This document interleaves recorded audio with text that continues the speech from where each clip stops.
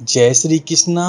राधे राधे। भगवान श्री कृष्ण कहते हैं कि जब भी किसी कार्य को करने में अगर लालच होगा, बेईमानी होगी, जलन होगी, तो वो काम ना तो सही से होगा, ना ही उसका परिणाम फलदायी होंगे। इसके अतिरिक्त जिसका कार्य हम मन से प्रेम पूर्वक करेंगे, वो ना सिर्फ हमारे लिए बल्कि समाज के लिए भी अच्छा होगा। जो व्यक्ति कामी प्रवृत्ति का होता है, जिसके मन में लोभ होता है, जो अत्यधिक क्रोधी स्वभाव का होता है, उसके लिए नरक के द्वार सदैव खुले होते हैं। अर्थात ऐसे व्यक्ति को तो सिर्फ नरक में ही जगह मिलती है। श्री कृष्ण कहते हैं, मनुष्य सब कुछ चाहता है पर सब कुछ उसे मिल नहीं सकता। आपको जो नहीं मिला उसके लिए पश्चाताप मत करो। जो आपसे अलग हो गया है उसके लिए निराश मत हो।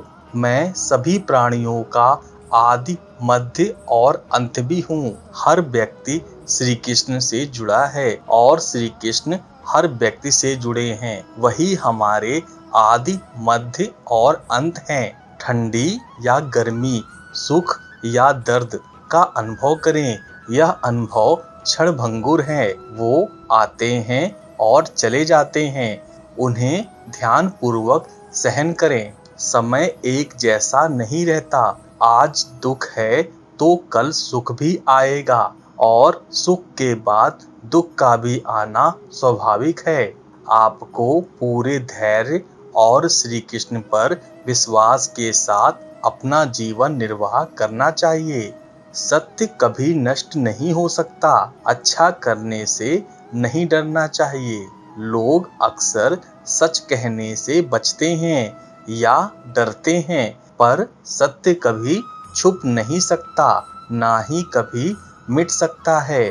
कितना भी छुपा लो पर सच तो उजागर हो ही जाएगा। इसलिए जो बात सच पर आधारित है उसे करने या कहने और मानने से कभी नहीं डरना चाहिए।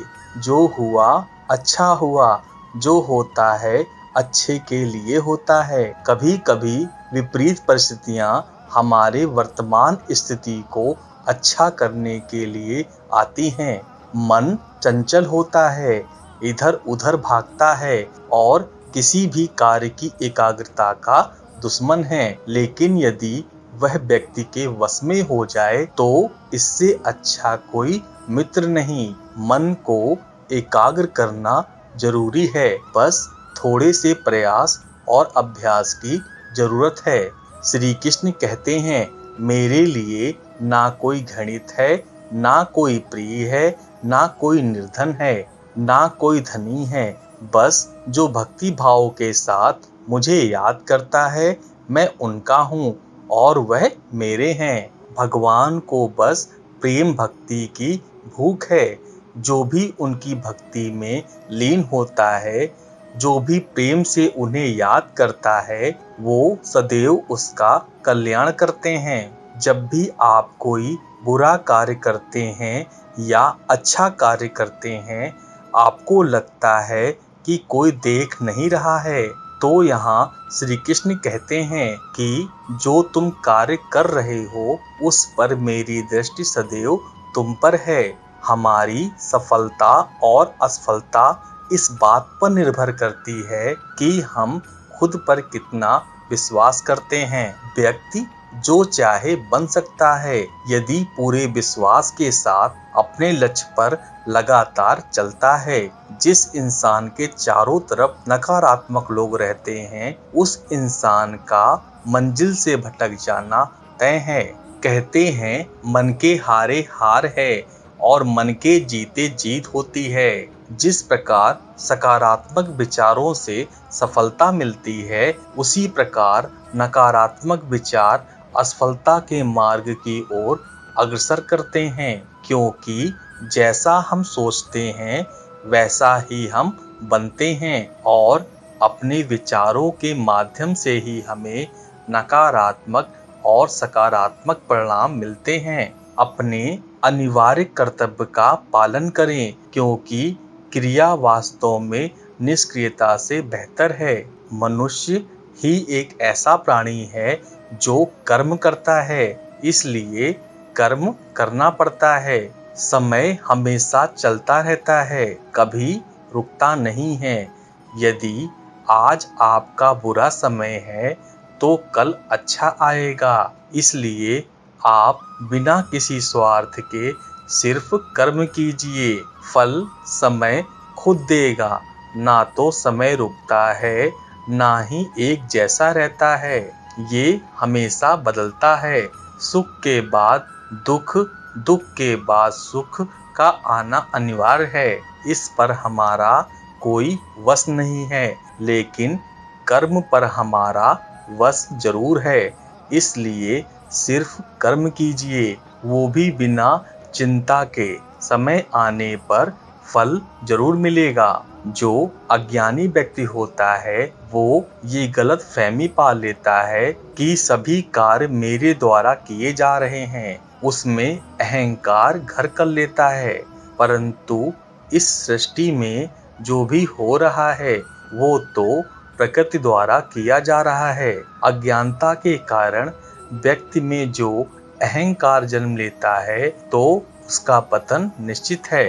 श्री कृष्ण कहते हैं कि वो किसी के भाग्य के निर्माता नहीं हैं। व्यक्ति खुद ही अपना भाग्य लिखता है। आप जैसा बीज बोएंगे आप वैसा ही फसल काटेंगे। आप जैसा कर्म करेंगे आपको वैसे ही परिणाम मिलेंगे।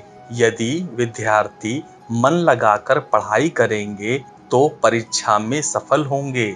इसलिए हर व्यक्ति का भाग्य तभी बदलेगा जब वो ऐसा कर्म करेगा। भगवान श्री कृष्ण कहते हैं, पृथ्वी, जल, अग्नि, वायु, आकाश, मन, बुद्धि और रंका, यह मेरी प्रकृति के 8 विभाग हैं। जो कुछ भी है वो वर्तमान में है, जो बीत गया है वह नहीं आएगा, और जो आने वाला है उसकी चिंता नहीं, बल्कि खुले हाथों से वर्तमान का स्वागत करें।